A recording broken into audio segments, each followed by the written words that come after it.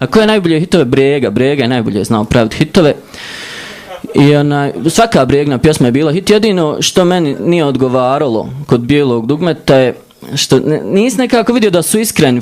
Falilo je da vidiš ti da gore tim žarom i da krvari za rock'n'rolla. Koji je gorio i krvario? Satan Panonski. Satan Panonski je gorio i krvario. On čim izađe na stage odmah počne rezati žiletima i palce. Ja sam konto bio bi pravo dobar poslovni potez spojiti Bregin talenat i Satanovu tu strast.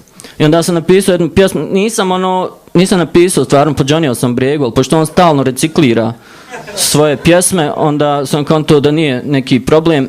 Znači, izlazi Satan na stage, koncert Hari i prijatelj, malo se reže, zapali neki dio odjeće i počinje pjesmu.